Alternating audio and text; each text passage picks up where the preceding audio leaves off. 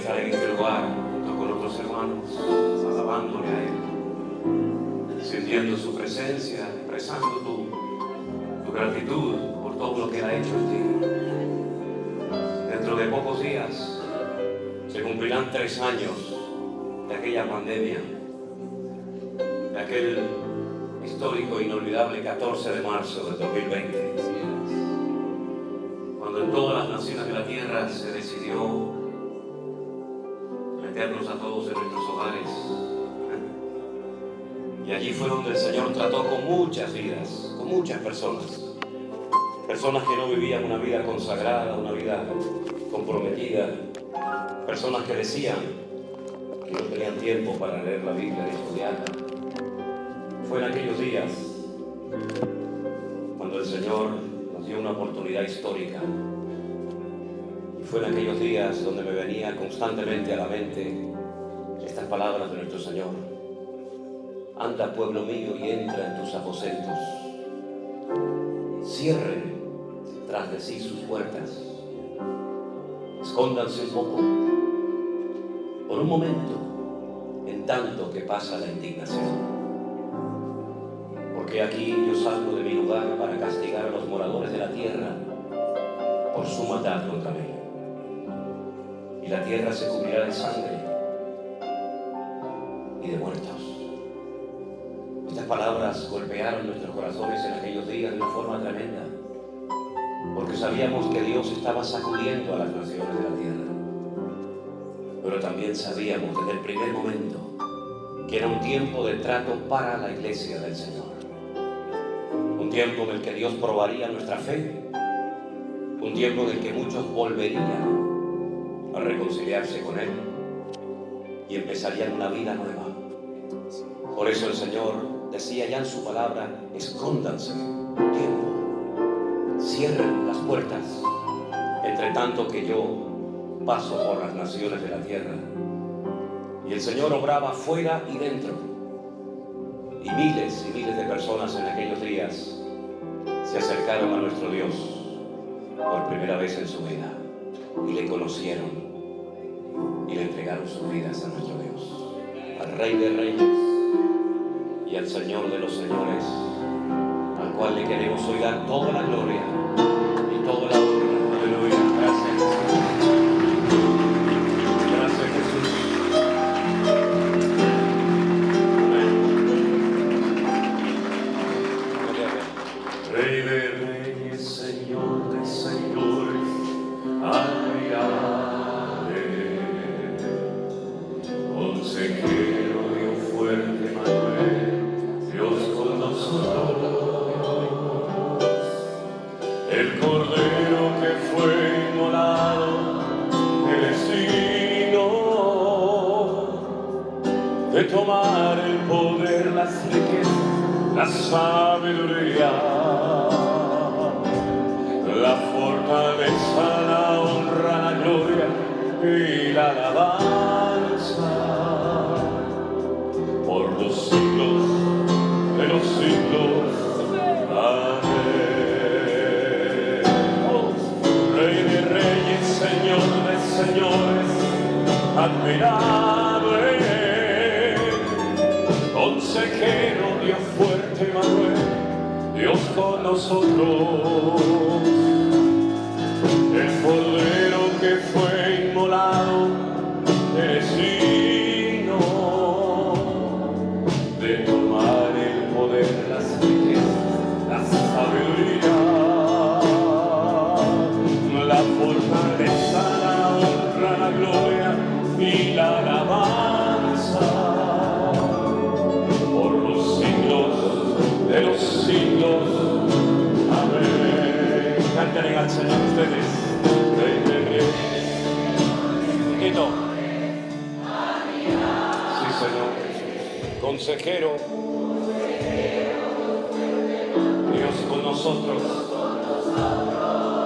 El Cordero que fue inmolado. Aleluya. De tomar el poder, las riquezas. Aleluya. Vamos todos. Fortaleza.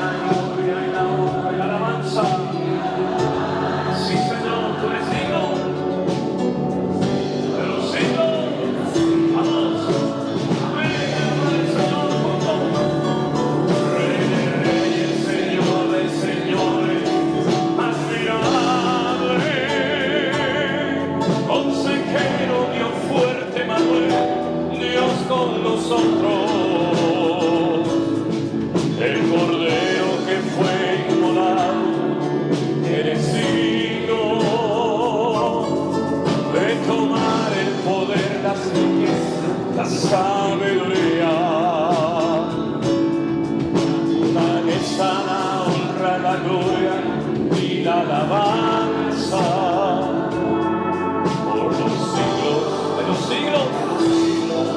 Amén. Por los siglos de los siglos. Amén. Por los siglos de los siglos.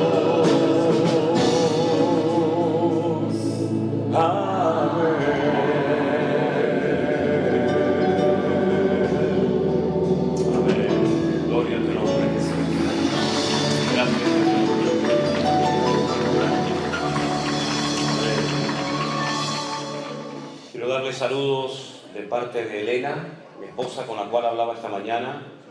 Ella está en Madrid con mis hijas y con mi yerno y con mi nieto, porque han ido a un concierto cristiano y van a estar allí el fin de semana en Madrid. Llegaron ayer, van a estar hoy en ese concierto y mañana ya vuelven otra vez a casa, a Tenerife, para el culto a la tarde.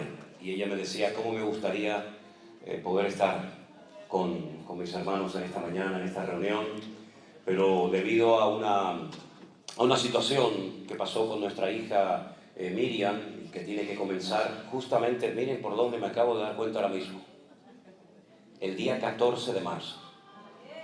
El día 14 de marzo del 2020 fue cuando el gobierno en España, por lo menos, dictaminó el confinamiento, el estado de emergencia, de alarma, y el 14 de marzo, 3 años después, mi hija Miriam comienza un tratamiento para su enfermedad que se llama esclerosis múltiple. Así es que las vueltas que da la vida, ¿verdad? ¿Quién nos diría en aquellos momentos lo que iba a suceder 3 años después? Pero hemos visto su gloria durante todos estos años. Hemos quedado realmente sorprendidos y seguimos estando sorprendidos por la cantidad de personas que en muchas naciones de la tierra en aquellos días entraban en contacto con nosotros a través de correos, a través de mensajes, de llamadas, y no dejamos de sorprendernos cuando viajamos por algunos de los lugares donde nos invitan o donde hay hermanos que se quieren juntar, como por ejemplo aquí en San Francisco. Recién hemos estado en Las Vegas y también ya veníamos anteriormente de Miami. No nos dejamos de sorprender de ver hermanos que conducen horas y horas y días incluso, y hermanos que vienen en avión haciendo un esfuerzo tremendo para estar en estas reuniones, y la verdad es que les agradezco de todo corazón el esfuerzo que muchos de ustedes han hecho para poder estar en esta mañana en este sitio. De verdad que el Señor les bendiga. También mando saludos, hablé con él esta mañana, nuestro copastor de la iglesia en Tenerife, Anderson, que espero que algún día pueda venir por aquí, por estas tierras, y también lo puedan conocer a él y él pueda también ministrar. Él manda saludos. Anoche tuvieron una vigilia de oración en una de nuestras iglesias allí en Canarias y estuvieron orando por esta reunión en esta mañana. Él manda muchos saludos. Y gracias al Señor por su vida también. Una de las cosas que quisiera decir, no lo he dicho en estos días, pero quiero decirlo en esta mañana. A mí no me importa que la gente reenvíe los devocionales, y cuando tengo tiempo, apenas tengo tiempo últimamente, a veces ni para comer. Ayer, ustedes saben que estaba aquí y no pude comer, era imposible comer. Me venía a la mente ese versículo que decía que Jesús y los discípulos no tenían tiempo ni para comer, ¿verdad? Y ayer no comí aquí porque eran todos saludos y fotos y en fin, estas cosas que a ustedes les gusta tanto, ¿no? Entonces, a mí no tanto, pero bueno, no me queda otro remedio, ¿no? Entonces, no me importa eso que reenvíen mensajes, que reenvíen lo del pastor online, los cultos. Lo que no me gusta, en absoluto, son los oportunistas. Son las personas que con mi nombre, con el nombre de nuestro ministerio, Centro Evangélico Vida Nueva, con mi cara, abran páginas en Facebook o en YouTube o donde sea, y después incluso se dediquen a pedir dinero en mi nombre. Ustedes saben que yo no pido dinero ni nada a nadie. No pido nada. Me quedo muy sorprendido cuando hay hermanos que vienen y te dan un regalito, te dan un sobre o lo que sea, porque yo sinceramente no pido nada, ni aprovecho estas oportunidades que tal vez otro las podría aprovechar. pero yo no pido dinero jamás, ni aquí en presencia de ustedes, ni a través de las redes sociales. Entonces, si en algún momento ven mi fotografía o ven una página ahí en Facebook o un canal en YouTube donde hay alguien que, José Manuel Sierra, Centro Evangélico Vida Nueva, y ahí hay predicaciones, le cambian el fondo, a veces ponen unos fondos horribles. Si por lo menos pusieran unos fondos, ¿cómo se llama? Fondos, ¿cómo lo llaman? Unas carátulas bonitas, pero es que a veces, hermanos, ponen carátulas o fondos que dan miedo, parecen el anticristo, y ahí me ponen en medio, ¿no? El Armagedón. Y yo digo, sí, ni gusto tienen, son hasta vulgares en la forma de presentar su ministerio o como se llame. Entonces, si alguien quiere reenviar los cultos y tal, yo no tengo ningún problema, no es mi palabra, es la palabra del Señor. Y que la palabra corre y sea glorificada y mucha gente sea interesado por el Señor a través de lo que ustedes reenvían, amigos, parientes, conocidos, etc. Pero ya digo, no me gustan los oportunistas, no me gusta que utilicen mi nombre, mi cara, mi ministerio, nuestro ministerio, para lucrarse o para hacerse conocidos o para hacerse famosos. Si ponga su nombre, no ponga el mío, no usurpe una identidad. A lo mejor a usted le hubiera gustado ser José Manuel Sierra, yo qué sé, si tiene ese complejo de inferioridad, pues hermano, Dios lo bendiga, pero no usen mi nombre, nuestros nombres, mi fotografía, para incluso pedir dinero para levantar un templo. Hace tiempo me mandó alguien y me dice, van a construir un templo. Digo, ¿dónde? No, usted está pidiendo dinero para levantar una iglesia. Yo no estoy pidiendo dinero a nadie. Otra vez alguien pedía dinero para los niños pobrecitos de África, porque habían oído que nosotros trabajamos con niños pobres en África, en Kenia. Entonces, tengan cuidado con esas cosas. No, bueno, usted con su dinero puede hacer lo que le dé la gana, a ver si me entiende, como si lo quiere mandar al Papa de Roma. A mí me da igual. A mí me da igual lo que usted haga con su vida y con su dinero. Pero tengan cuidado porque hay gente sin escrúpulos. ¿Se puede decir aquí la palabra sinvergüenzas? Bueno, ya la dije. Ya la dije. No, es que a veces una palabra normal para nosotros es terrible para otros, ¿no? Y hay hermanas que me dicen, usan una palabra, dicen, no, nosotros decimos, yo lo eché, le dije que se fuera, pero algunos de ustedes utilizan una palabra para que una persona se vaya. No diga eso, por favor, no diga. Eso para nosotros es terrible. Esa palabra jamás en mi vida me atrevería yo a decirla. Porque para nosotros los españoles es una palabra muy, muy fuerte, terrible. No le voy a explicar lo que es, porque hasta me da vergüenza decirlo. Y entonces uno tiene que tener a veces cuidado, porque dices una cosa y lo dices tan normal y te escriben, pastor. Y estiran así la palabra, pastor, lo que usted dijo. Por ejemplo, nosotros, y perdonen, nosotros en España utilizamos una palabra para cuando hay un desorden, cuando hay un caos, ¿no? Por ejemplo, imagínense, yo entro aquí y todo está tirado, todo está desordenado, es un relajo esto, ¿no? Y nosotros decimos, esto es un desmadre. Un desmadre, es un despelote, como dicen los argentinos, es un caos, un balagán, como se dice en hebreo, ¿sí? Y entonces me escribían y me decían, pastor, ¿qué ha dicho? Digo, un desmadre. No, pastor, igual. En fin, ustedes ven los correos bonitos, pero los feos me los mandan a mí por privado. Y ahí me llaman de todo, ¿no? Bueno, hermanos queridos, dicho esto, a mí me gusta siempre cuando tenemos un tipo de estos encuentros o actividades, en uno de los mensajes, hablar de los acontecimientos finales, ¿sí? Es un tema que a mí me apasiona, llevo muchos años estudiando las profecías bíblicas, y yo creo que en esta mañana, viendo el hambre que hay de parte de ustedes hacia la palabra del Señor, yo creo que sería bueno que reflexionáramos un poquito acerca de los acontecimientos finales. ¿Les parece? Cierre sus ojos un instante, por favor, y vamos a orar y pedir la bendición de Dios para esta palabra que hoy el Señor quiere compartir con todos y con cada uno de nosotros.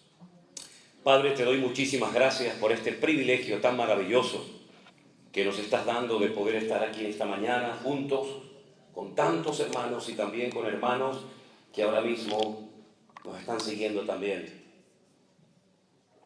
por las redes, por Facebook, por Zoom, por los cuales también oramos, Señor, y pedimos que tu palabra caiga en buena tierra, en corazones sedientos y preparados y dispuestos para aprender más y más de ti, Señor. Dirige esta reunión, esta exposición de tu palabra, y que seamos gratificados por traer una palabra a nuestras vidas en esta mañana. En el nombre bendito de Jesús. Amén. Y amén. Gloria al Señor. Espero que no se me caiga agua. No, esperen. Todavía no he empezado y ya están aplaudiendo. Ustedes son gente de fe, ¿eh? Ustedes son gente de fe. Bueno, en segunda de Tesalonicenses hay dos cartas que el apóstol Pablo, por lo menos que tengamos en la Biblia, le escribió a esta congregación donde estuvo muy poquito tiempo, porque hubo una terrible persecución y el apóstol Pablo tuvo que salir huyendo. Probablemente le escribió más cartas, pero en nuestras Biblias tenemos solamente dos. Una que se llama Primera de Tesalonicenses y una que se llama Segunda de Tesalonicenses.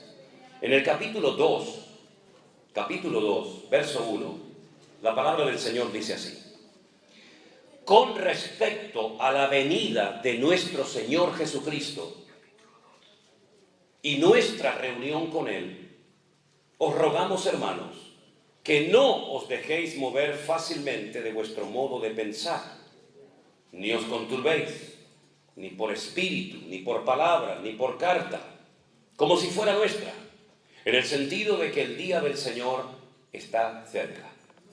Nadie os engañe en ninguna manera, porque no vendrá sin que antes venga la apostasía y se manifieste el hombre de pecado y el hijo de perdición, el cual se opone y se levanta contra todo lo que se llama Dios o es objeto de culto, tanto que se sienta en el templo de Dios como Dios, haciéndose pasar por Dios.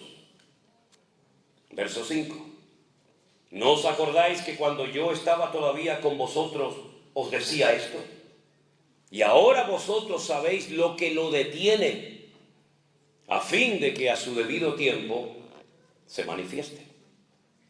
Porque ya está en acción el misterio de la iniquidad, solo que hay quien al presente lo detiene, hasta que él, a su vez, sea quitado del medio.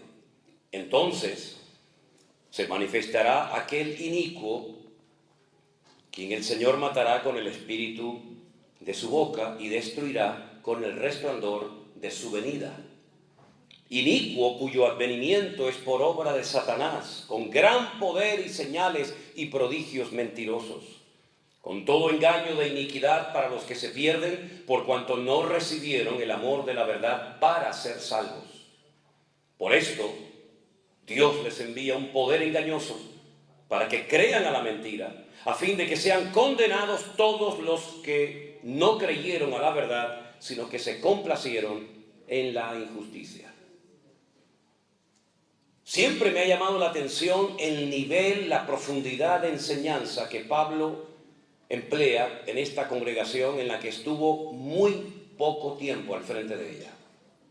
Algunos comentaristas dicen que el libro de los Hechos nos relata una estancia muy breve, muy corta en Tesalónica, por lo menos en la congregación, pero algunos creen que estuvo, digamos, como en una casa aparte, el apóstol Pablo durante un tiempo afincado en esta ciudad. Bueno, sea como sea, lo que está bien claro es que el apóstol Pablo toca una serie de temas en esta carta y en la anterior, que para muchos cristianos sigue siendo un misterio y algo casi incomprensible lo que el apóstol Pablo está contando en estas cartas. Porque él habla como si los hermanos que van a recibir la carta supieran de lo que Pablo está hablando.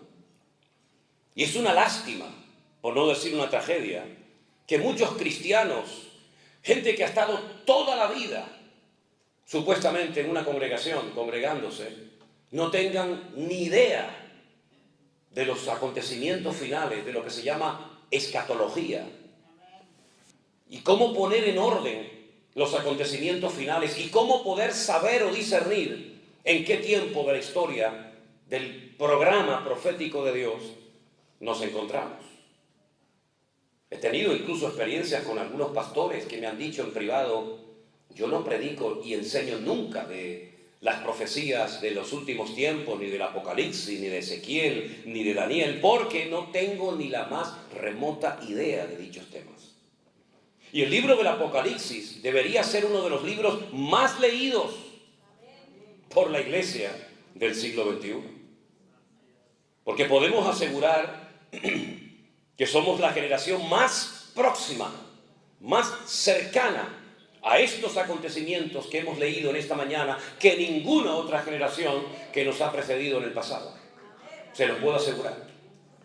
Nosotros hoy en día disponemos de una información prácticamente en tiempo real de acontecimientos que si los hubieran oído o visto nuestros hermanos de otros tiempos y de otras generaciones, hubieran discernido inmediatamente que queda poco para los tiempos finales.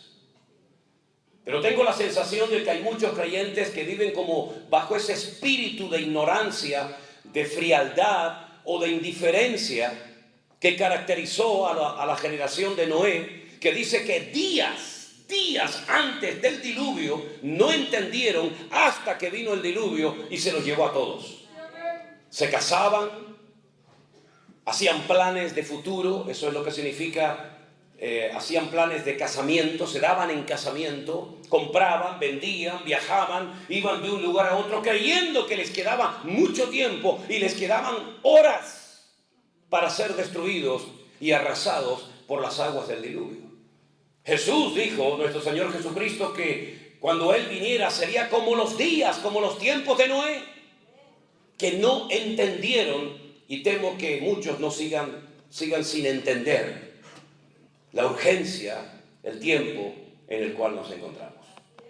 Por lo tanto, el libro del Apocalipsis no se escribió para asustar, para confundir a la iglesia, sino más bien todo lo contrario, para animarla, para darle información verídica de lo que iba a ocurrir, para que aquel día no nos sorprenda a nadie como ladrón en la noche, sino que estemos velando y orando y preparados y podamos en todo momento saber en qué momento de la historia nos encontramos. Me preguntaban hace unos días si yo creía en el tema de las dispensaciones. Y le pregunté a la persona que me hacía dicha pregunta, ¿qué entiende usted por dispensaciones? ¿Qué es para usted el tema de las dispensaciones? Y me dijo, bueno, es como si dividiéramos la historia desde Adán y Eva hasta nuestros días en diferentes periodos y analizamos cada bloque de la historia y vemos que Dios, que es el mismo, que no cambia, que es inmutable, que en Él no hay sombra de variación, actúa y se da a conocer de formas diversas a lo largo de la historia. Y le dije, si para usted eso son las dispensaciones, claro que por supuesto creo en eso. Porque si vemos cómo Dios trataba con Adán y Eva antes de la caída, es completamente diferente a cómo Dios trató durante un periodo en el que no había conexión directa con Dios, ni siquiera sacrificios, ni siquiera un texto de la Biblia, pero Dios seguía tratando con el hombre. Y vemos cómo Dios trató con el pueblo de Israel a través de lo que llamamos nosotros la ley o el Pentateuco. Y vemos cómo Dios trató a través de los jueces. Y vemos cómo el Señor se dio a conocer en la monarquía que empezó con el rey Saúl, ¿verdad? Y así vemos cómo Dios ha ido manifestando y ha ido revelando progresivamente su proyecto eterno para la humanidad y las naciones. Y uno tiene que saber en qué tiempo de la historia se encuentra para saber cuáles son y cuáles no son las señales que a nosotros nos corresponderá ver y experimentar. ¿Se acuerdan que el Señor Jesucristo dijo en cierta ocasión, mi generación, la generación en la que Él vivió y lo conocieron a Él, es una generación perversa y maligna, que siempre está pidiendo señales, pero ustedes no verán ninguna otra señal más que la señal del profeta Jonás? Y Él explica en qué consiste la señal del profeta Jonás. Él dice, como estuvo Jonás en el vientre del gran pez 3 días y 3 noches, así estará el Hijo del Hombre 3 días y 3 noches en el vientre de la tierra, hasta que Él sea levantado, y cuando Él sea levantado atraerá a los hombres hacia Él. Esa fue la señal fundamental que vieron las personas de la generación del Señor Jesús. Pero sin embargo, en la época de Noé, esa señal no la vieron, sino vieron la señal del diluvio. La generación que salió de Egipto no vio el diluvio, no experimentó la confusión en Babel, pero sí vio la señal tremenda que la recordarían y la seguirán recordando hasta el final de los tiempos, de que fueron una nación de esclavos en Egipto y por fin lograron salir victoriosos y libres de esa esclavitud que duró siglos, rumbo a la tierra prometida. Fue la señal que a ellos les tocó. Pero nosotros no hemos visto ninguna de esas señales. No hemos visto el diluvio, no hemos visto la destrucción o la dispersión de los que querían construir la Torre de Babel, no hemos visto la resurrección de Jesús ni su muerte, no hemos visto la liberación de la esclavitud de Egipto, ni el transcurrir el peregrinaje por el desierto hasta entrar en la tierra de Canaán. Nosotros no hemos visto nada de eso. Tenemos información por las páginas de la Biblia, pero no las hemos vivido en carne propia. Pero eso no significa de que nuestra generación, nuestros tiempos finales, no verán ciertas y determinadas señales que otros no vieron, pero que nosotros, lo más seguro que también las podamos ver. Entonces, no esperemos lo que no nos corresponde ver ni recibir, pero sí tenemos que estar preparados para lo que sí nos corresponde experimentar, ver y vivir. Cuando el apóstol Pablo le escribe a los hermanos de Tesalónica, él les está hablando en un nivel de madurez y de profundidad que ellos ya conocen y dominan. Porque para ellos no es un misterio, no es la primera vez que oyen hablar de un personaje llamado por Pablo el hombre de pecado. La personificación del pecado es la antítesis, es lo opuesto a lo que fue el Señor Jesucristo, que fue la personificación del orden, la personificación de la santidad, la personificación de la verdad. El hombre de pecado es el opuesto a como fue nuestro Señor Jesucristo. Su característica principal es que es un hombre de pecado.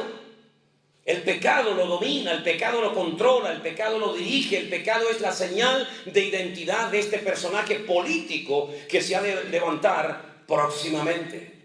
El hombre de pecado, nadie lo llama así, solamente Pablo en la Biblia. Pero añade un adjetivo más, dice que es el hijo de perdición.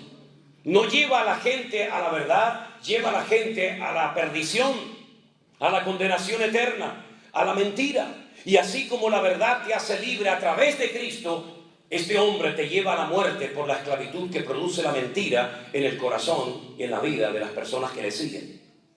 Pero añade otro calificativo más, y es el que aparece en el versículo 9, que lo llama inicuo. La palabra inicuo, un sinónimo de inicuo, sería malvado, perverso, injusto. Fíjense, toda la información que estamos teniendo simplemente con tres nombres: hombre de pecado, hijo de perdición e inicuo. Desde el primer libro de la Biblia hasta el último, los nombres son muy importantes. El nombre define lo que tienes delante. Por ejemplo, si yo digo Coca-Cola, todo el mundo sabe lo que es, cómo sabe, etcétera, etcétera, porque se han ganado un nombre a nivel mundial con una reputación o una fama con ese nombre. Cada uno de nosotros tenemos un nombre que nos diferencia de la persona que tenemos a nuestro lado. Incluso cuando uno va a la Biblia se encuentra que Dios recibe diferentes nombres o calificativos. Por ejemplo, esta mañana aquí se mencionó el nombre Adonai. Adonai es el nombre que se emplea solamente para hablar de Él, del Señor. Adoní sería mi Señor, Adoneno sería nuestro Señor, y así sucesivamente. Pero si le quiero hablar a un Señor nunca lo voy a llamar Adonai, lo voy a llamar Baal. Baal, sí, Baal significa Señor. Por eso dice la Biblia que Sara le llamaba a su marido mi Señor, Baalí. Atá Baalí, tú eres mi marido. Y vemos en la Biblia que el primer nombre que nos da la Biblia como dato informativo acerca de ese Dios creador es un nombre en plural, que es el nombre Elohim. Bereshit bara Elohim et hashamayim bet haaretz. En el principio creó Elohim. La traducción literal sería dioses, porque todo lo que termina en in es el plural masculino en hebreo. Pero es que es un término polivalente que no solamente hace referencia a Dios, a la pluralidad de Dios, sino también se emplea, por ejemplo, cuando vamos a los 10 mandamientos.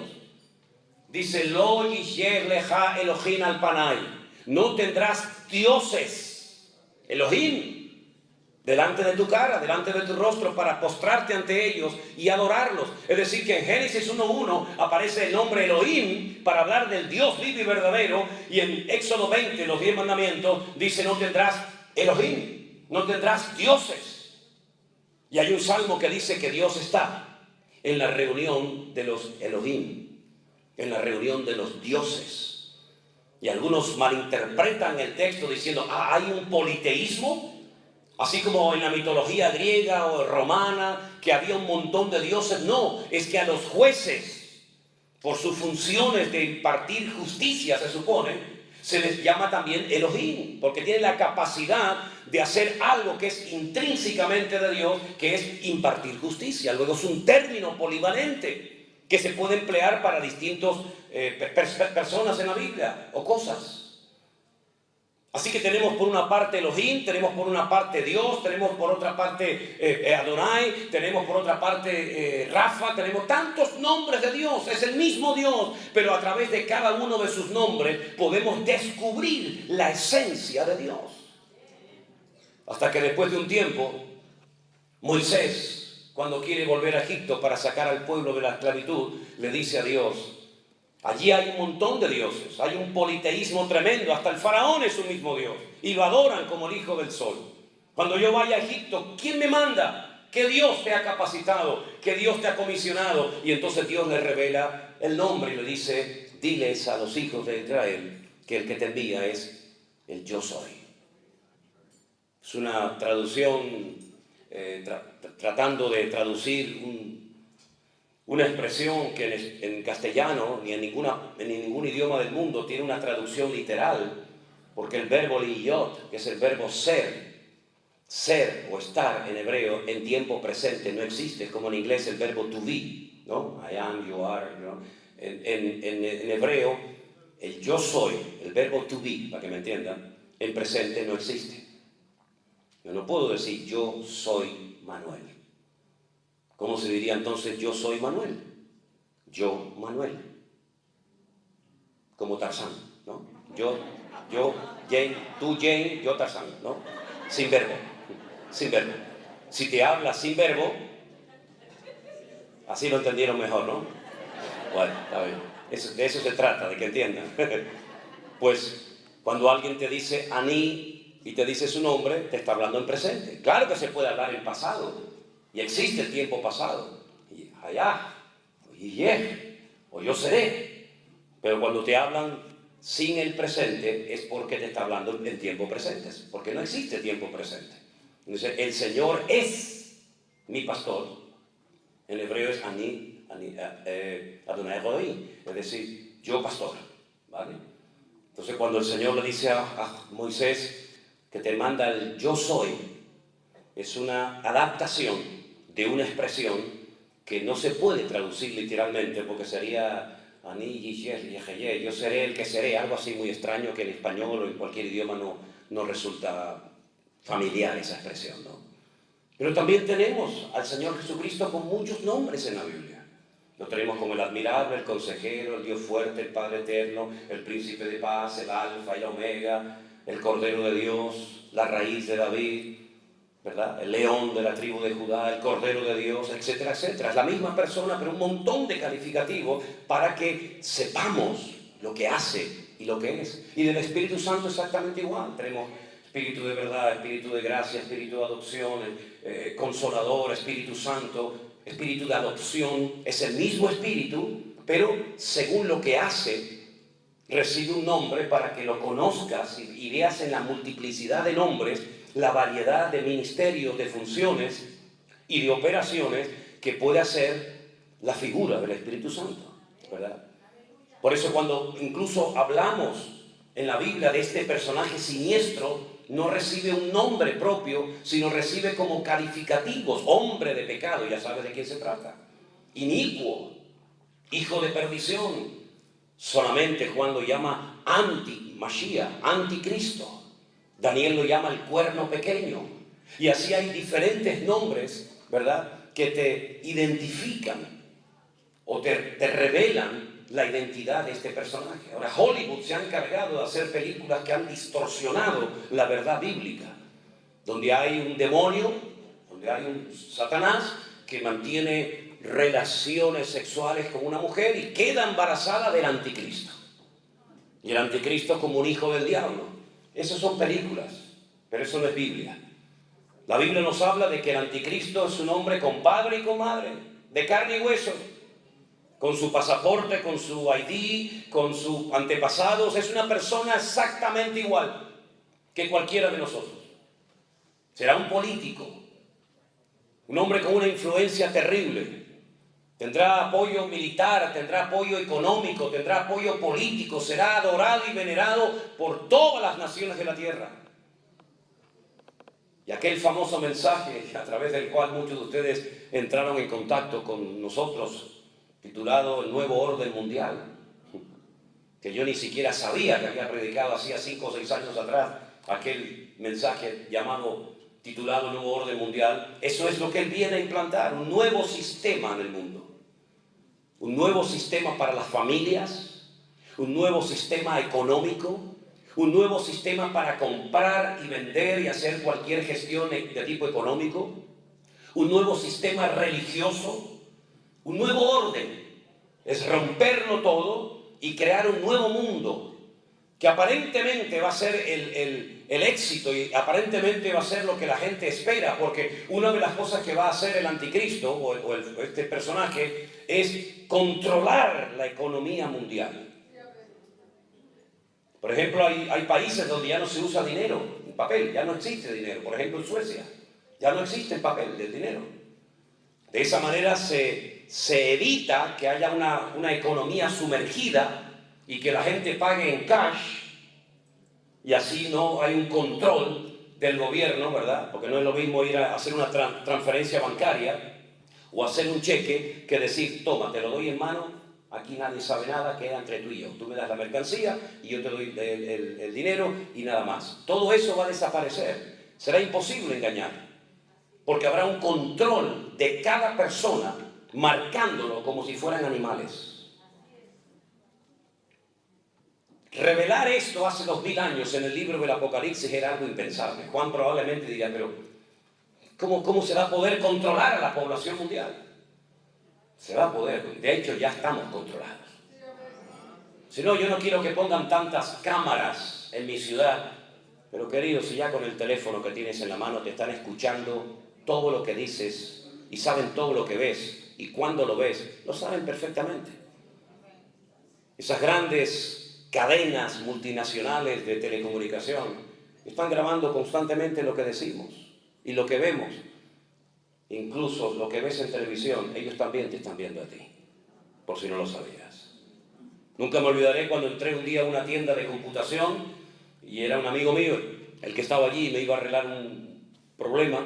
Y entonces me metió dentro de una habitación y me dice, tenía la pared llena de cámaras.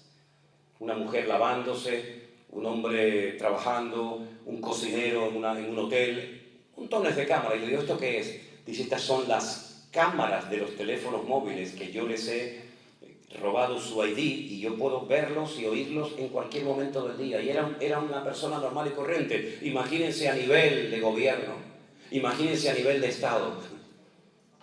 Por lo tanto, privacidad, ¿qué es eso de privacidad? Ya la perdimos hace muchos años, la privacidad. Así que el anticristo lo que hará será marcar a la gente para que nadie pueda comprar ni vender si no lleva esa marca que lo identifica en su cuerpo. Y hacía que a grandes y pequeños, esclavos y libres, hombres y mujeres, absolutamente todo el mundo estuviera tremendamente controlado. De tal manera que ya no hace falta llevar ningún tipo de documento encima, ni pasaportes, ni carnet de conducir, ni nada. Porque simplemente acercando tu mano a una maquinita, ya puedes pagar, ya puedes comprar, ya puedes vender, ya puedes viajar, ya puedes ir al doctor, ya puedes salir del país, puedes entrar del país, puedes hacer lo que quieras. Y el que no se deje marcar en esta segunda parte de la gran tribulación, se morirá de hambre, porque no hay ninguna posibilidad de poder hacer nada en la vida normal. Y todas estas señales son señales proféticas, que están como los volcanes, dormidas, no caducadas, dormidas, para que cuando llegue el momento todo esto explote así en cuestión de minutos y el mundo sea un mundo completamente diferente al que hemos conocido hasta el día de hoy. Pero hay un orden en todo esto y ese orden es importante que usted lo conozca para que sepa dónde estamos y para que no estemos preocupados, ni confundidos, ni amedrentados, sino que sepamos que hay un orden y en ese orden el libro del Apocalipsis lo relata con juicios y utiliza la palabra sellos, trompetas y copas. 7, 7, 7, total 21.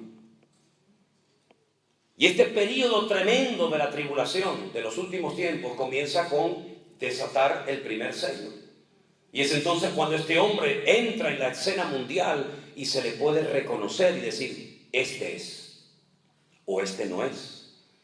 ¿Cómo podrían saber los creyentes que estamos acercándonos a esos tiempos y que ese hombre ya se ha dado a conocer? Porque lo va a hacer de una forma tan normal, tan natural y tan sutil que algunos ni se darán cuenta.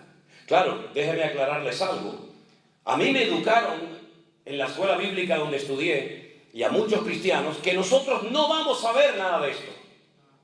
Nada, ustedes preocúpense porque el Señor va a hacer así, como una aspiradora, y va a sacar de la tierra a su iglesia y la iglesia no va a ver nada de esto. ¿Me lo puede demostrar con la Biblia? Porque yo puedo decir lo que quiera. Pero si usted no me lo puede demostrar con la Biblia, yo no tengo por qué decir amén a su palabra. Esa idea de que la iglesia no iba a estar en ningún momento de lo que llamamos la tribulación de los últimos tiempos, la inventó un cura. Un cura, no fue un pastor, no fue un reverendo, fue un cura en un monasterio que estudiando por su cuenta, él dijo, la iglesia católica, la verdadera iglesia para ellos, no estará en ese periodo terrible de la historia. Y él fue el que lo dijo por primera vez. Tendrá ahora mismo, póngale 150, 170 años como mucho. Pero durante 2000 años los cristianos nunca creyeron en eso. Se preparaban para los últimos tiempos. Porque el Señor había dicho, todo el que quiera vivir piadosamente sufrirá persecución. ¿Cómo vivían los hermanos nuestros en Europa en la Edad Media? Preparándose para ser perseguidos. ¿Cómo vivían los cristianos en España, en Alemania, en Suiza, en Inglaterra, en aquellos siglos? Preparándose para que en cualquier momento pudieran morir decapitados, quemados, torturados, etcétera, etcétera. ¿Cómo vivieron nuestros hermanos de los primeros siglos? Preparándose para ser mártires en cualquier momento. Es más, Pablo les decía que ellos se habían sentenciado a muerte. No nos vamos a llevar una sorpresa, ni la mano a la cabeza cuando vengan y nos digan tú, a la hoguera, a morir crucificados, sino que ya ellos se habían condenado a muerte y sabemos que un día te va a tocar a ti, hermano, y otro día a ti, y otro día a mí, pero tarde o temprano todos vamos a morir. Ellos lo sabían perfectamente. Incluso había hermanos, según Hebreos, la carta a los Hebreos, que cuando los agarraban y pedían un rescate, como estos que secuestran gente, ¿no? Y dice, pague tanto en 24 horas y no le matamos. Ellos decían, no me paguen el rescate. Pero hermanos, si no pagamos el rescate, lo matan. Es que si no, no voy a recibir recompensa de mártir. Así que no me paguen el rescate. Porque así tendré mejor recompensa en la presencia de Dios. Increíble, todo lo opuesto a lo que nosotros hacemos hoy en día, que oramos para no tener problemas, y si los tenemos oramos para que se vayan, porque parece que son cosas que el diablo nos manda a nuestras vidas, ¿verdad? Así que la gran tribulación es un periodo donde va a entrar este personaje en acción y se va a levantar del antiguo imperio romano. El antiguo imperio romano abarcaba toda Europa, desde Portugal, Finisterre, que se llama así, lo que ellos consideraban el fin de la tierra en España, todo lo que es Europa, todo el Oriente Medio y todo el norte de África. Por eso en la figura que dio Nabucodonosor, vio una estatua con 2 piernas, porque representa diferentes lugares con 10 cuernos y una cabeza. Y los cuernos en la Biblia siempre son naciones y las cabezas son imperios. Eso es así siempre. Y es interesante notar que de ese antiguo territorio romano se levanta este personaje terrible. Y ya en Bélgica, en el corazón de Europa, está una sede de gobierno para todo un continente. Ustedes no viven esa experiencia, porque ustedes están aquí como ajenos de todo esto. Pero en Europa todos tenemos una misma moneda, desde el norte hasta el sur, desde el este hasta el oeste. Todos tenemos una sola moneda. Ya no es como antaño que uno tenía que ir a un sitio y cambiar los francos, las liras, las pesetas. No, ya eso no existe. Solamente hay una moneda. Usted puede viajar con esa moneda, el euro. Estudien la historia de Europa, dicho sea de paso. ¿De dónde viene el nombre Europa? Lean la mitología griega para que vean de dónde viene Europa, que fue secuestrada y llevada por un perverso. Eso es Europa. No solamente tenemos una sola moneda, sino que no hay fronteras. No hay fronteras en Europa. Usted llega con su carro a Francia y pasa y no hay nadie. Y entra a España y sale a Portugal, y entra a Alemania y entra a Italia y no hay fronteras. Antiguamente sería una locura que en un país no hubieran fronteras. Nosotros con un pasaporte europeo podemos viajar por toda Europa y nadie nos va a decir a dónde va. ¿Usted tiene visa? ¿Tiene permiso? No, no existe eso. Tenemos una policía para toda Europa, la Unipol. Tenemos un gobierno central en Bruselas. Lo llaman la bestia. Yo estaba allí en el Parlamento Europeo y allí se dan leyes y órdenes para toda Europa. Y hay un gobierno central. Por lo tanto, mis queridos hermanos, lo que antaño era impensable, que un continente como Europa, que se enfrentaron en 2 terribles guerras, en la Primera y en la Segunda Guerra Mundial, donde unos peleaban contra otros y eran enemigos, hoy se sientan en la mesa y comen juntos. Y es algo impensable hace años atrás, que Europa, que estaban matando y peleando el uno al otro, hoy en día sean amigos. Y hacen comercio y transacciones comerciales, y viajan los camioneros, y viajan los políticos de un lugar a otro como si fueran a su propia casa. Todo esto es la escena que se está preparando para que el anticristo, este personaje político, aparezca en cualquier momento. Pero Satanás sabe perfectamente que el corazón del hombre tiene tendencias o inclinaciones, digamos, de tipo espiritual. El hombre siempre, de una manera u otra, siempre adora algo o a alguien, al sol, a la luna, a la piedra, a los pájaros, a Dios, a quien sea.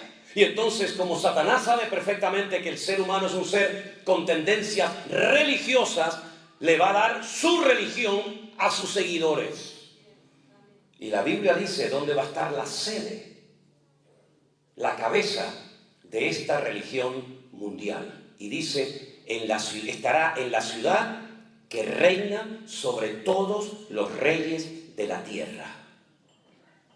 Uy, qué dato tan interesante, ¿eh? La sede del falso predicador, del falso profeta, del falso exponente del Evangelio de Jesucristo. La cabeza, la sede central, estará en la ciudad que gobierna sobre todos los reyes de la tierra. Ahora, no hay que interpretar eso en el siglo XXI. Hay que ponerse en el siglo I, cuando Juan recibió esa información, esa revelación. ¿Cuál era la ciudad que en aquel momento reinaba sobre todas las naciones de la tierra? Subrayo entre paréntesis. La geografía bíblica excluye a Norteamérica, a Centroamérica y a Sudamérica. La geografía bíblica es muy pequeña, ¿verdad? Por eso, cuando hablamos de reyes sobre toda la tierra, estamos hablando de la tierra, de la geografía bíblica, y no, por ejemplo, de este país. Porque este país va a entrar en una decadencia. Ya entró en una decadencia moral y espiritual terrible. Y esto le ha abierto la puerta al enemigo para terminar destruyendo naciones tan hermosas, tan ricas, como por ejemplo Cuba, Venezuela, Argentina, Ecuador, México, Perú, etcétera, etcétera.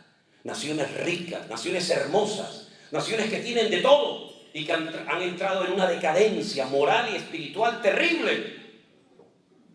Porque dice la Biblia que cuando el anticristo aparezca, él va a ofrecer algo que no va a haber en ese momento en el mundo, y es paz y seguridad. Si tenemos paz y seguridad, ¿para qué viene usted a ofrecerme algo que ya tengo? Es como si alguien va a tu casa a venderte una aspiradora. Dice, ya tengo una. Vengo a venderle un carro, ya tengo uno. Vengo a venderle una nevera, ya tengo una. Vengo a venderle una televisión, ya tengo todo eso. Pero cuando el anticristo viene a las naciones de la tierra, a los gobiernos, a ofrecerles paz y seguridad, es porque no tienen ni paz ni seguridad. Porque cuando hay seguridad, tenemos paz. Y cuando no hay paz es porque no estamos seguros de nada, ni del dinero, ni de la salud, ni de nada. Entonces el anticristo, este es el eslogan de su campaña.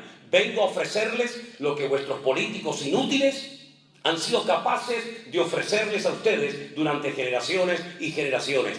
Paz y seguridad. Y como la gente lo que quiere es vivir en paz y tener tranquilidad en sus hogares y vivir seguros, muchos de ellos se van a convertir en sus seguidores más fieles y más devotos. ¿Te das cuenta? Pues esa ciudad que gobernaba sobre todos los reinos de la tierra se llamaba Roma. Roma, capital del Imperio Romano. Pero es que dentro de Roma, donde estuvimos no hace mucho tiempo, y un hermano nos llevó a hacer un recorrido espectacular por la ciudad de Roma, dentro de Roma hay un pequeño estado, un pequeño país con sus monedas, con sus bancos, con sus gobernantes, que se llama el Vaticano. ¿Qué le parece, amigo? Y el hombre con más influencia y capacidad de convocatoria hoy en día en el mundo no es el presidente de los Estados Unidos, no. El hombre que hace así y en un minuto junta a 1 millón de personas o moviliza reyes, gobiernos, naciones enteras, es el Papa de Roma. Que es como el presidente de un país, pero en vez de llamarse presidente lo llaman Papa. Y en vez de llamarse embajadores los llaman cardenales. Y en vez de llamarse ministros los llaman obispos, etcétera, etcétera. Pero es exactamente lo mismo. Y dice la Biblia que esa sede central que estará en Roma, a lo largo de la historia se iban a embriagar, a emborrachar con la sangre de los mártires. Estudien la iglesia la historia de la Iglesia Católica. Estudienla en profundidad. Y miren cómo, por ejemplo, los reyes de España, por ejemplo, Felipe II, hizo un pacto con el clero e inventaron lo que se llamó la Santa Inquisición, donde mataron a centenares y a miles de cristianos, hermanos nuestros, por el gran delito de leer la Biblia o de convertirse al Evangelio de Jesucristo. Y si algún día van a Madrid, vayan a la Plaza de Colón, al Museo de Cera, y en la primera planta hay una sala enorme, tal vez tan grande como esta, donde están los aparatos, que se llama Sala de los Tormentos de la Santa Inquisición. Y en la ciudad de Toledo, donde estaremos Dios mediante en nuestro congreso ahora en el mes de abril, ustedes pueden ir y van a ver los sellos, ¿verdad?, de los oficios cuando decían condenado a la hoguera, condenado a la hoguera, porque te hacían un favor quemándote y purificando tu alma al fuego.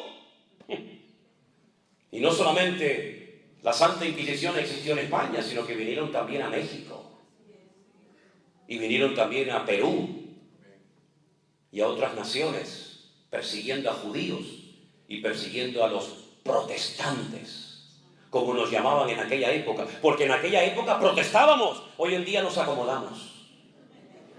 En aquella época abríamos la boca, hoy en día nos callamos, para que nadie sepa que soy cristiano en mi trabajo y me expulsen.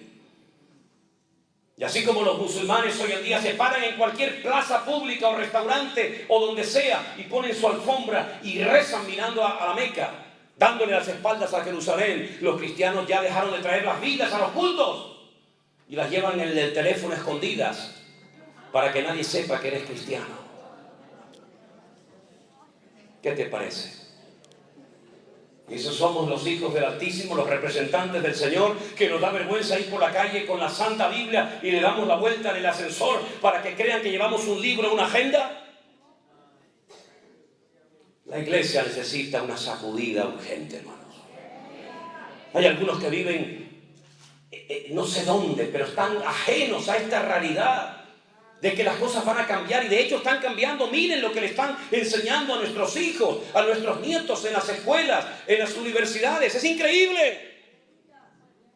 Donde ya ni siquiera puedes levantar la voz porque te echan del trabajo, te echan del canal de televisión, te denuncian. Días antes de venir aquí a Estados Unidos, el gobierno español, que son todos una partida de inútiles, óiganlo bien, no si me están grabando ahí en la cámara, sois unos inútiles, hijos del diablo. Instrumentos del diablo sois, todos vosotros. Aprobaron una ley que un niño de 12 años se puede cambiar de sexo y de nombre sin pedirle permiso a sus padres. Algún día tendréis que rendir cuentas por lo que estáis haciendo, destruyendo a la familia de nuestro país. Y uno puede mirar a todas partes y te das cuenta que hoy en día ni siquiera puedes abrir la boca. Porque se dice, no voy a mandar a mi hijo a esa escuela o a esa universidad para que le enseñen esos disparates. Pues la policía te viene y te lleva detenido porque no llevas al niño a la escuela. Es impresionante. Bueno, si a Juan el Bautista le cortaron la cabeza porque le dijo al rey, te estás acostando con la mujer de tu hermano y serás robado si le cortaron la cabeza. Si a mí me tienen que cortar la cabeza por hablar la palabra de Dios, aquí está. Aquí está, no tengo ningún problema. Estáis tardando. Así que, mis queridos hermanos, la iglesia tiene que despertar a una realidad. El Señor Jesucristo viene pronto. No nos ha dicho la hora, pero sí nos ha dado señales en su palabra para que sepamos discernir los tiempos en los que estamos. Y estamos en tiempos peligrosos y en tiempos difíciles, de guerras y rumores de guerras, de terremotos terribles, como los está viendo, de un cambio en el mundo, porque el mundo está con dolores de parto. El mundo está diciendo auxilio, está gimiendo con dolores de parto. Y los dolores de parto, uno dice, son malos. No, son buenos, porque anuncian que algo viene y es la criatura. Y la tierra, cómo gime, cómo se duele la tierra con huracanes, con volcanes, con tormentas, con tsunami. Es la forma como la naturaleza dice, viene mi creador, viene mi redentor en breve. Prepárense que viene el Señor en las nubes. Aleluya. Y vemos hoy en día que donde antes no llovía, ahora llueve a cántaros. Y donde antes nevaba, ahora hay calor. Y donde antes había calor, ahora hay frío. Y ya las estaciones se han vuelto locas. Los árboles comienzan a florecer antes de tiempo porque creen que ya viene la primavera y disciernen y entienden que ya viene el calor y resulta que empiezan a sacar la flor y de repente les cae una nevada encima y los destruye a todos. El mundo está patas arriba, se ha vuelto loco. Lo malo es bueno, lo bueno es malo, lo dulce es salado, lo salado. Y así el mundo se ha vuelto loco. Y es una evidencia de que el mundo se está rebelando en contra de las injusticias y de la corrupción y en contra de todas las barbaridades que el hombre está haciendo. Pero algunos no se dan cuenta, solamente sueñan en comprarse un gran carro. Pues cómprate el gran carro y no sé cuándo lo vas a disfrutar porque probablemente ni siquiera lo vas a poder utilizar. Dice la Biblia que llegará el tiempo cuando te casarás y otro te acostará con tu mujer antes que tú. Y la Biblia dice que algunos sembrarán el campo, pero no vas a ver la cosecha, la cosechará otro. Y algunos se olvidan de que Cristo viene pronto y que estamos en este mundo de paso. Iglesia, despierta. Iglesia, despierta, por amor de Dios, que Cristo viene pronto, que todo esto va a explotar en cualquier momento. Y la gente no se da cuenta de lo que está pasando. Pero dice la Biblia que este personaje será tan provocador, tan descarado, que va a llegar un día en el que en el templo de Dios, verso 4, se sentará en el templo de Dios haciéndose pasar por Dios. Y volveremos a la época antigua donde los César de Roma y los faraones querían que fueran adorados como si fueran auténticos dioses en carne humana. Ahora bien, escuchen esto. Espero poder explicarlo bien. Cuando Jesús salió en una ocasión del templo, sus discípulos le enseñaron las maravillas del templo. Herodes lo había ampliado. Era un templo extraordinario. Y el Señor dijo, ¿veis todo esto? Mírenlo bien. Porque no quedará piedra sobre piedra que no sea destruida. En el año 70 después de Cristo, de la era cristiana, Tito, que era el hijo del emperador romano Vespasiano, destruyó y quemó el templo de arriba abajo y no dejó piedra sobre piedra. Las quemó, las fundió, porque creían que los judíos habían escondido el oro dentro de las piedras. Y las quemaron y las destruyeron y nunca más, desde el año 70 después de Cristo hasta hoy, 2023, no se ha vuelto a construir ese templo en el monte Moriah, en la ciudad santa de Jerusalén. Es decir, que si Jesús profetizó la destrucción del templo y se llevó a cabo en el año 70 después de Cristo, ¿cómo dice Pablo ahora aquí que el anticristo o el hombre de pecado, el hijo de perdición, se sentará, futuro, en el templo de Dios, haciéndose pasar por Dios? Bueno, no hay que ser muy listo para entender que lo que está profetizando aquí el Señor es la reconstrucción del templo de Jerusalén. Porque si no hay templo, ¿cómo se va a sentar en el templo? ¿Cómo se va a hacer pasar por Dios en el templo de Dios si no hay templo? Bueno, querido, lo que te está hablando aquí el Señor claramente es que el templo de Jerusalén por tercera vez va a volver a ser reconstruido. Y los que han viajado conmigo a Israel y los que viajen Dios mediante en los próximos viajes saben perfectamente que todo ya está preparado y listo para reconstruir el templo en cualquier momento. Algunos dirán, sí, pero es que hermano, en el lugar donde antaño estuvo el templo de Jerusalén, hoy en día hay el domo de la roca, esa cúpula dorada de oro, donde abajo está la roca, la piedra que es más grande que todo esto, que es como un altar donde Abraham subió con su hijo Isaac para ser sacrificado. ¿Cómo se van a ir los árabes de allí? No lo sé. Pero que el templo se va a reconstruir allí, no tengo la más mínima duda.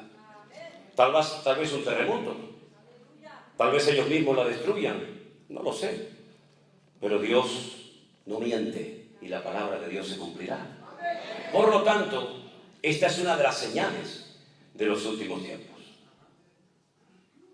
Aquel cura que dijo que la iglesia no vería nada de esto, sino que sería arrebatada antes de la tribulación, dentro del seno de los cristianos, esa opinión o teoría no se conocía. ¿Cómo entonces se extendió tanto la idea de que los cristianos no iban a estar en lo que llamamos la tribulación o gran tribulación? ¿Cómo se extendió esto? Si no había WhatsApp, no había YouTube, no había Instagram, no había Facebook, no había redes sociales. ¿Cómo se extendió tanto por sectores bautistas, sectores pentecostales, sectores de asambleas de hermanos? ¿Cómo se extendió tanto? Ay, amigo, te voy a decir cómo. Durante siglos, cuando se imprimían Biblias, no se podían poner comentarios en la Biblia.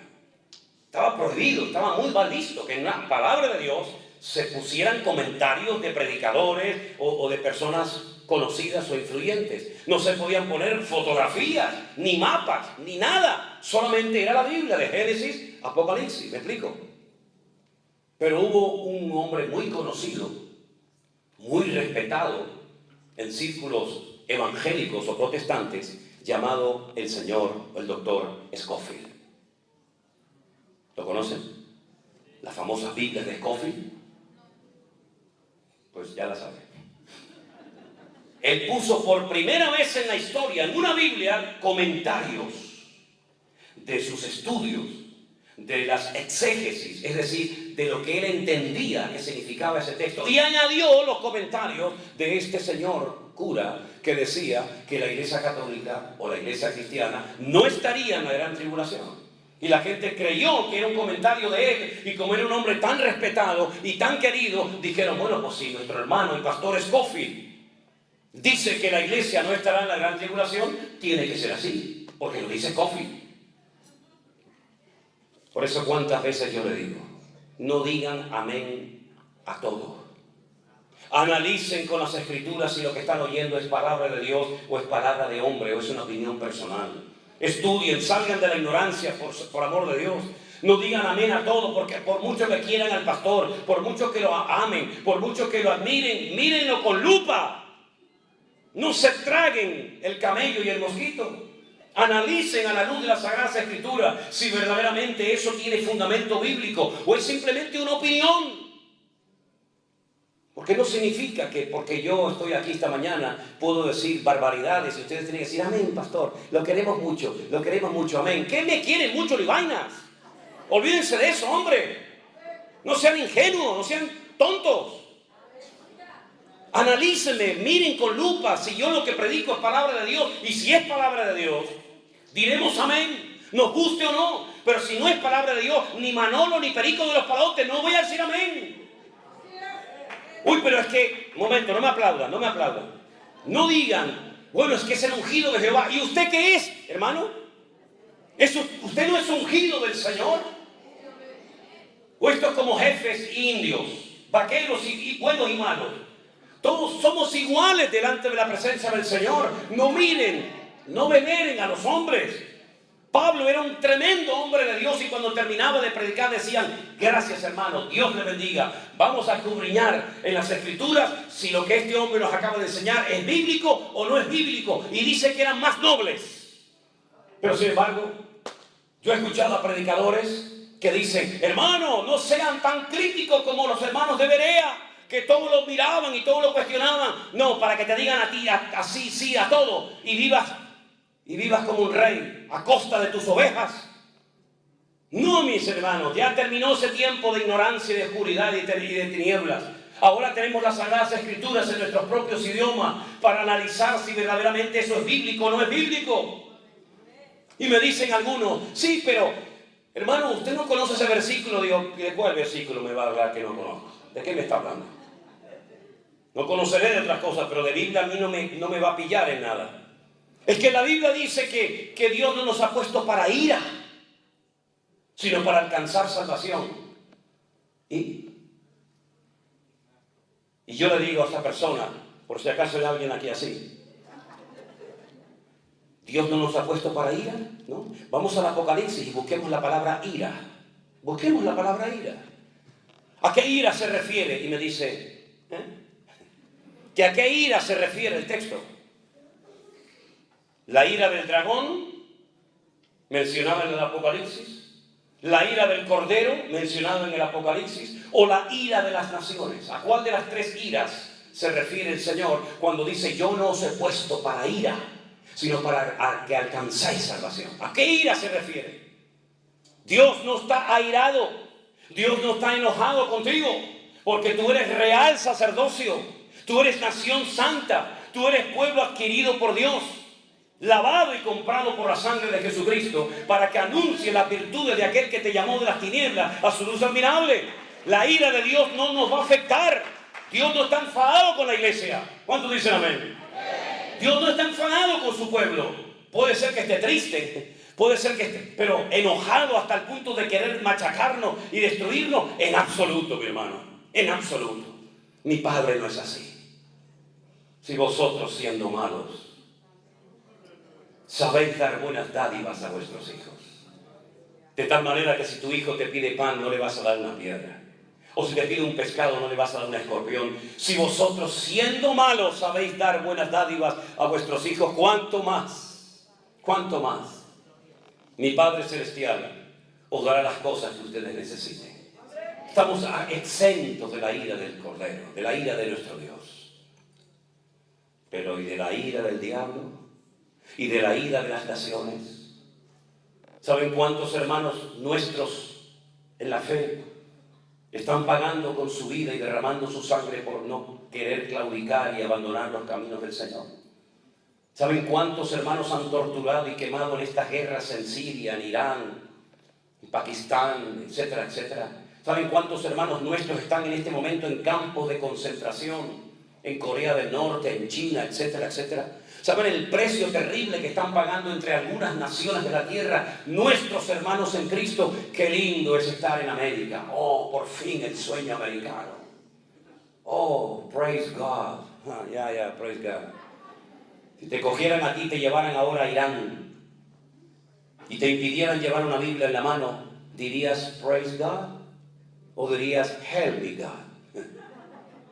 ¿Te das cuenta? La ira de las naciones es terrible contra la iglesia. Hay naciones donde por llevar una Biblia en la mano te cortan la mano, la cabeza. Hay lugares donde el enemigo se ha levantado con una furia contra la iglesia tremenda. Claro que el Señor no está irado conmigo, pero las naciones nos odian. El diablo nos odia, hermanos. Así como nuestro Dios nos ama, el diablo te odia, no quiere verte feliz, no quiere verte unido con tu familia, no quiere verte prosperado, no soporta verte bien, porque el ser más amargado y frustrado de la historia de la humanidad se llama Satanás. No tiene amigos, no tiene familia, no tiene iglesia, no tiene nada. Anda errante de un lugar para otro. Busca al diablo en la Biblia. No puede estar en todas partes al mismo tiempo, evidentemente. Eso solamente se le atribuye a Dios. Lo ves en el jardín de Edén, lo ves en el desierto, lo ves en la casa de Job, lo ves por aquí, porque está errante, amargado y frustrado. Todo le ha salido mal, todo. Y además hay una sentencia sobre su cabeza, como una lápida que pesa sobre su cabeza, y es que las puertas del infierno, las cuales tú representas, no prevalecerán contra la iglesia, porque el Señor ha prometido edificar su iglesia a lo largo de la historia. Aleluya. Por lo tanto, mis queridos hermanos,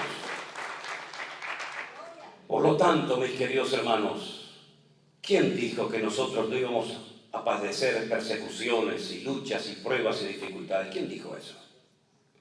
Es más, os voy a leer unos versículos. ¿Tenéis tiempo? Los voy a leer igual. Primera de Corintios, capítulo 15. Este versículo pone nerviosos a los que tienen que corregir su doctrina. Este versículo pone nerviosos a los que dicen, uy, yo esto nunca lo había leído así. Bueno, pues esto no se escribió ayer a la tarde, ¿eh? Esto no lo escribí yo hoy temprano a la mañana para convencerle a usted de nada. Esto lleva 2000 años escrito aquí. Primera de Corintios capítulo 15 dice, escuche bien, si tiene su Biblia a mano, en el versículo 51 de la palabra de Dios, dice así. Primera de Corintios 15, 51. Es Pablo hablando y diciendo, he aquí, os digo un misterio. Os voy a revelar un secreto, un misterio, algo que ha estado oculto, algo que no se ha dicho nunca. Yo os lo voy a contar. Yo os voy a revelar un misterio. No todos dormiremos, pero todos seremos transformados. Se producirá, como dice en el texto griego, una metamorfosis. Lo que ocurre cuando el gusano pasa por un periodo y se convierte en una hermosa mariposa, ¿verdad? Eso es lo que ocurrirá. No todos dormirán, pero todos serán transformados. En un momento, en un abrir y cerrar de ojos. ¿Cuándo? ¿Cuándo? A la final, en la última trompeta, se tocará la trompeta. Los muertos serán resucitados incorruptibles y nosotros seremos transformados. Si usted lee detenidamente cada palabra de este texto, esto es algo increíble. No todos vamos a morir, pero todos vamos a tener un nuevo cuerpo, vamos a ser transformados. En un momento, en décimas, milésimas de segundo. ¿Pero cuándo? A la final trompeta. Y entonces los que estaban muertos resucitarán. Y luego nosotros, porque él pensaba que iba a estar allí en ese momento vivo, luego nosotros seremos arrebatados, seremos llevados a su presencia por la eternidad. En la Biblia solamente se habla de 2 futuras resurrecciones de muertos. una para vida y una para muerte. La de muerte es la de todos los inconversos a lo largo de la historia. Al final de los tiempos, cuando se abran los libros y el que no se haya inscrito en el libro de la vida será arrojado vivo al lago de fuego y azufre por la eternidad. Esa es la muerte segunda. Como alguien dijo, el que nació una vez muere dos veces. El que nació dos veces muere solamente una vez. Ahí queda grabado para que después lo analicen y digan, no entendí nada. No se preocupe, hay que seguir avanzando, hay que seguir. Pablo dice, no todos dormiremos, no todo el mundo va a morir. ¿Saben que ese es el anhelo de mi corazón? Que no me entierren, que no muera, sino que cuando venga mi Señor me lleve con Él en vida. ¿Y a cuánto les gustaría eso? Amigo, a todos, ¿ah que sí? Todos quieren ir al cielo, pero nadie se quiere morir. Todos se quieren ir vivos. Bueno, hay algunos que se irán vivos, porque no murieron, porque el Señor vino y se los llevó en vida. Por eso dice, no todos dormiremos. ¿Y qué es dormir en la Biblia? Es morir, ¿verdad? Como cuando el Señor se lo dijo a Lázaro, a sus discípulos. Por consiguiente, aquí hay una información tremenda. Esto de la resurrección, esto de seremos transformados y llevados a su presencia para estar con Él siempre, se va a llevar a cabo, como dijo Él, a la final trompeta. Si usted comienza a leer el libro del Apocalipsis, que es muy interesante y está en orden cronológico, usted va a encontrar capítulo 1, aparición del Señor Jesucristo en la isla de Patmos a su siervo Juan. Escribe lo que has visto, lo que fue y lo que será, y mándalo a las 7 iglesias del Apocalipsis, ¿verdad? Capítulo 2, comenzamos a ver mensajes a las 7 iglesias: Éfeso, Esmirna, Pérgamo, Tiatira, Sardis, Filadelfia, Laodicea. Y así sucesivamente tú vas viendo cómo va pasando un suceso, otro y otro, hasta que llegas a un capítulo donde se le hace una pregunta interesante a Juan y se le dice: Juan, una pregunta. Estos que no se pueden contar, con ropas blancas, de todas las naciones, de todas las tribus, pueblos y lenguas, incontables en número, ¿quiénes son? ¿De dónde vienen? ¿De dónde han salido? Y Juan lloraba y decía: no lo sé, Señor, no lo sé. Pero cualquier cristiano hoy en día sabe que la respuesta fue: estos son los que han salido de la tribulación. Y no han manchado sus ropas, sino que se han mantenido santos y limpios y puros para el Señor. Entonces comienzan los 7 sellos. Después las 7 trompetas. Y al final de todo, lo terrible, las 7 copas. La segunda parte de la gran tribulación. Los últimos 7 años y medio. Pero Pablo dice: a la final trompeta, los muertos serán resucitados. Primera resurrección. Y nosotros que estemos allí, seremos arrebatados con el Señor. Luego hay 7 sellos, 7 trompetas. ¿Y cuánto tiempo pasa desde el primer sello hasta la última trompeta? 3 años y medio. Si los muertos en Cristo fueron arrebatados antes de la tribulación, quiere decir que hay una resurrección allí, otra de la cual está Pablo hablando aquí, ya van 2, y queda la tercera al final de los tiempos, ya son 3, y ya no me encaja, porque la Biblia solamente habla de 2. No habla de 3. Entonces, ¿no será que esos que decían que se iban antes no se fueron, sino que estamos aquí hasta la final trompeta y entonces resucitaremos y estaremos con el Señor? Entonces, ¿la iglesia va a estar por lo menos en una primera parte de la tribulación? ¿Sí o no? La Biblia nos está hablando en esta mañana. Entonces, ¿no será mejor prepararse para lo bueno que creer que nos vamos y después nos quedamos?